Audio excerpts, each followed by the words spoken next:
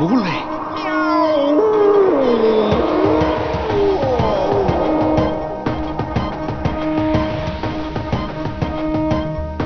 Kas niin.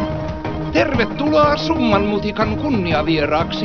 Minä olen Taikakissa, Summan Mutikan suurenmoinen suurlähettiläs. Iltateitä ja kakkua! Kohta saadaan niitä.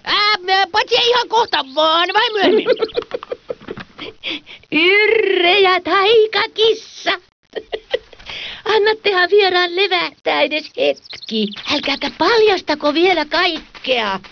Minä näytän sinulle Summan Mutikka. Minä tiedän tältä kaiken. Paitsi ei kyllä ihan.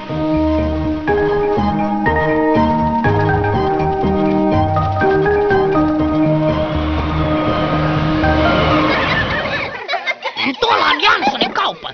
Siellä myydään asioita tai tavaroita tai juttuja.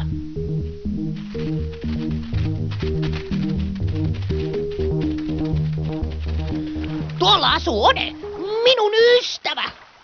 Mä oon Kunkku. Pälli, lopeta.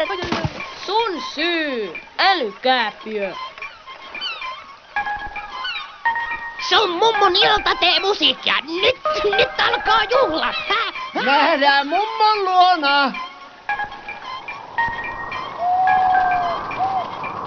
Summan Mutikan mummo on maailman paras mummo. Hän tietää kaiken ja hänellä on tähtitorni.